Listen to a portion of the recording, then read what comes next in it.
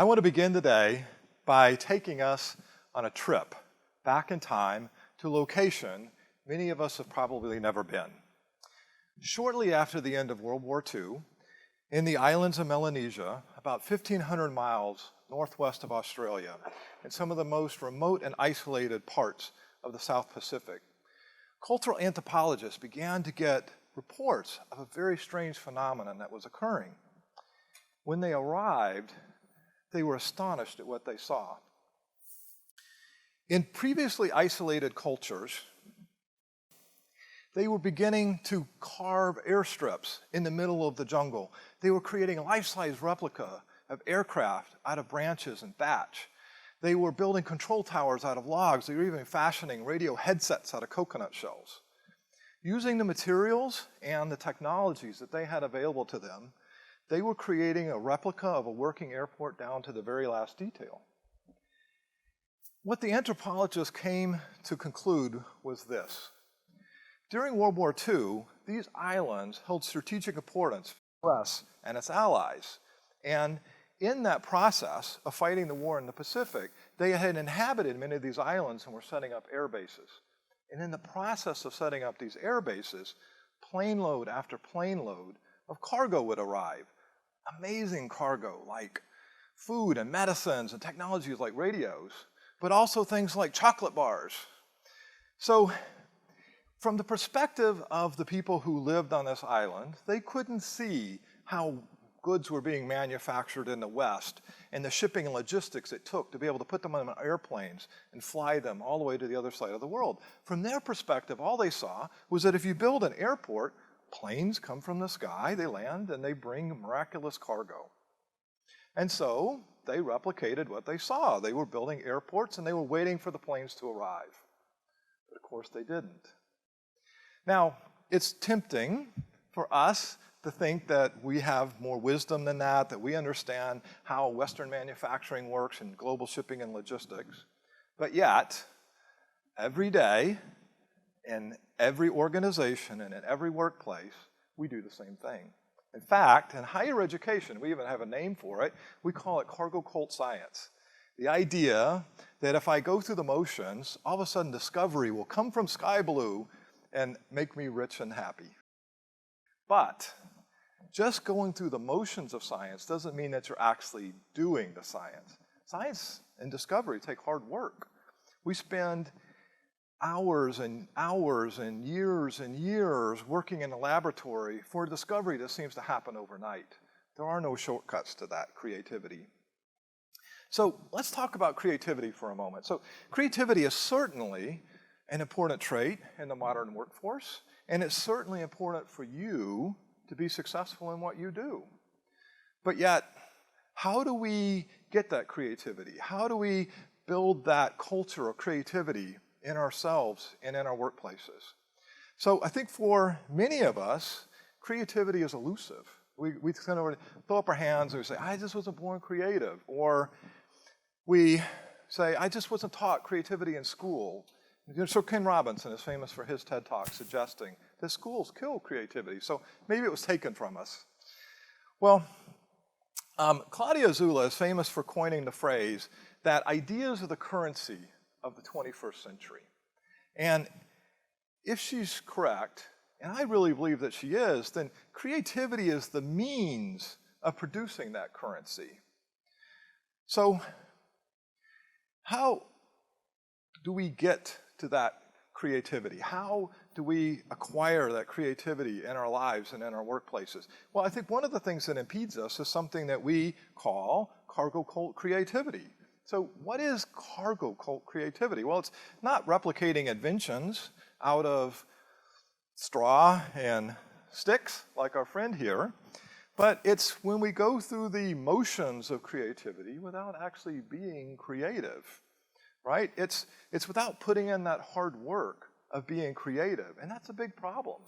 And that's a big problem for even some of our biggest and seemingly most creative companies. Consider that Samsung lost $1 billion lawsuit for replicating the iPhone rather than coming up with designs of their own, or that Apple itself was sued by too closely following the work of other artists rather than coming up with their own designs.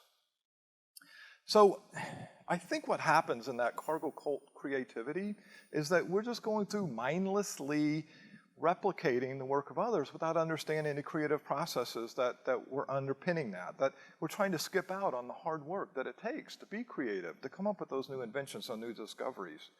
Or perhaps we just mindlessly go through replicating what we've always done without understanding that things have changed in the world around us. So, as a person who works in global education, I spend a lot of my time trying to help schools and teachers be better at what they do. And I work with my colleagues at UNESCO and others around the world to try to find a way to improve the quality of education for all. And if we're going to do that, we have a very big challenge in front of us. We need to find, train, and fund 69 million new teachers before 2030. That's a problem in which we have to be very creative. We can't replicate what we've always done. Even if we doubled the capacity of all the teacher training programs in the world, we couldn't make a dent in that number. If we just continue to do things the way that we've always done them, we're not going to be successful in being able to provide an education for all of those children. So I can't just mimic creative. I have to be really creative.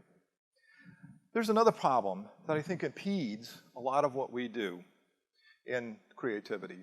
And so let's go back to the islands of Melanesia for a moment, present day. On the island of Tanna, there is a culture of people who worship an entity by the name of John Frum.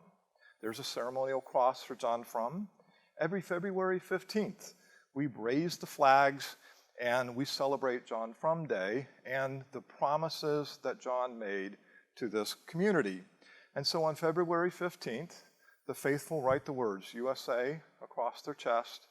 They march in military precision, and they do the ceremonies that they believe will bring John Frum back.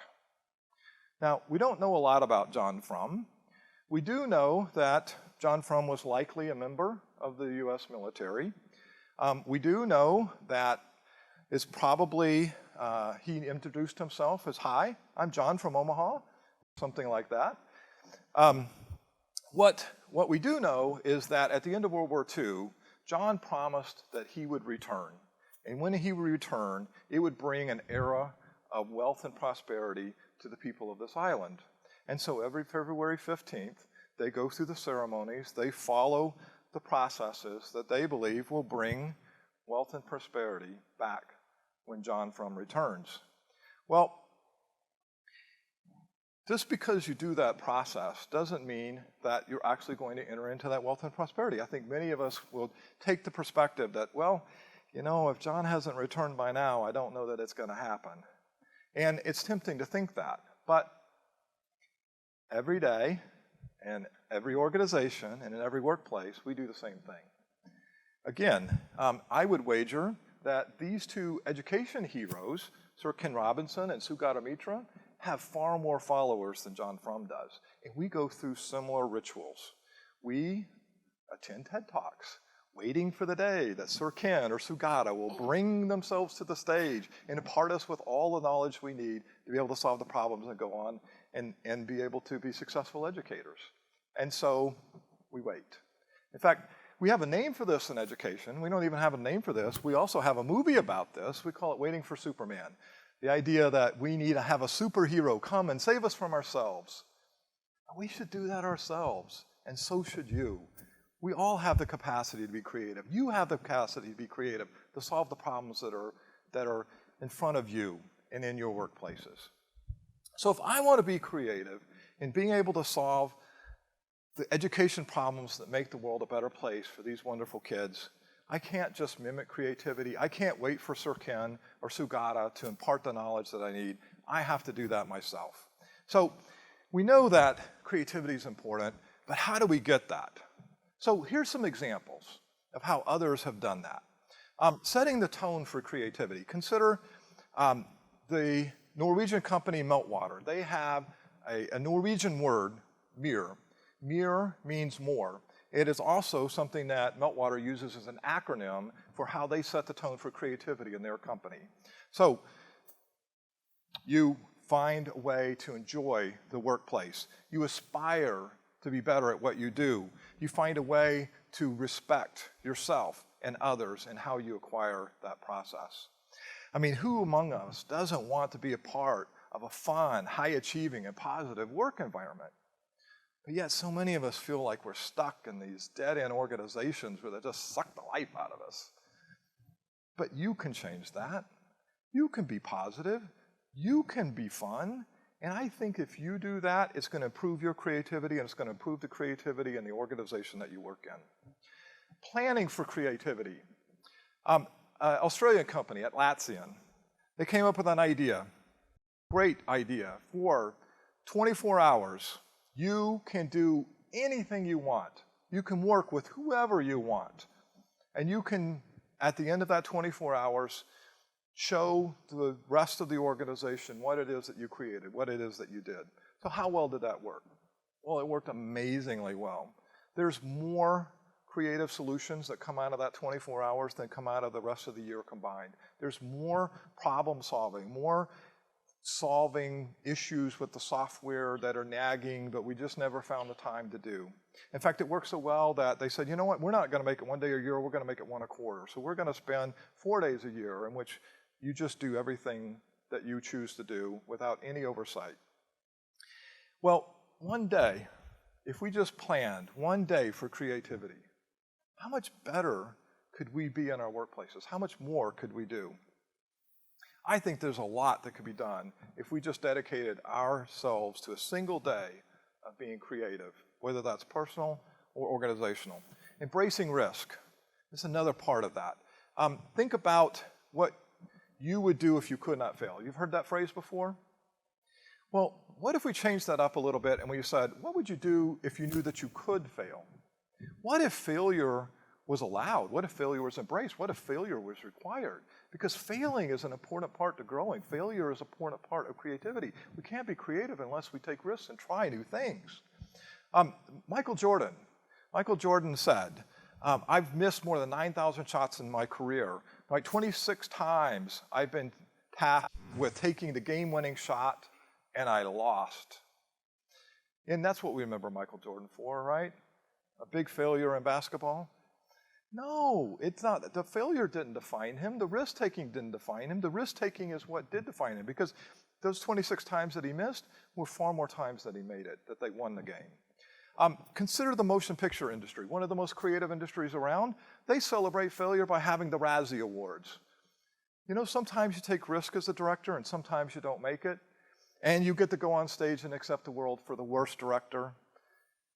And that doesn't define who you are. Next year, you just do better, right?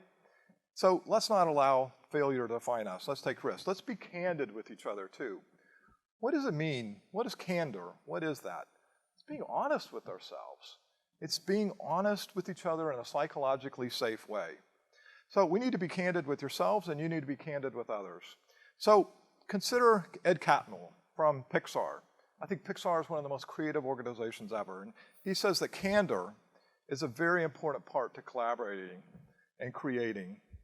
And that showed up in some of the early work that Pixar did. He tells the story of how Toy Story, the movie that sort of launched Pixar onto the stage, well, Woody wasn't a very enjoyable character. He came off kind of as a jerk. They had to go back and rewrite the entire story in order for that to work.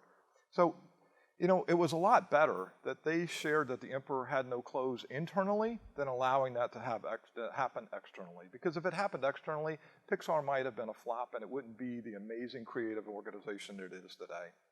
And then finally, celebrate. When we celebrate, it reduces our stress, it releases our happiness, it strengthens our teams, it builds loyalty among our team, and it improves our productivity. And you know, I don't know that we celebrate enough. So much about what Western culture is about is how we define ourselves by what we don't have. So take this talk. It was intended to be motivational, and we spent the whole time talking about how to get what you don't have. We should flip that around. We should celebrate what we do have far more often, because that helps us in making our lives much more creative. So this is an area where I think we can take a lesson from other cultures who do celebrate that much more often. We began this talk in Melanesia, so let's end it there. I think all of us felt a little bit of pain in our hearts that our friends there never got their chocolate bars. But at the end of February 15th, they don't celebrate that this was another year that we didn't get our chocolate back. This is a year that they celebrate who they are and what it means to be a part of an amazing creative community. So let's take a moment and celebrate with the John Frum community what it's like to be a part of this big, amazing, creative, and diverse world.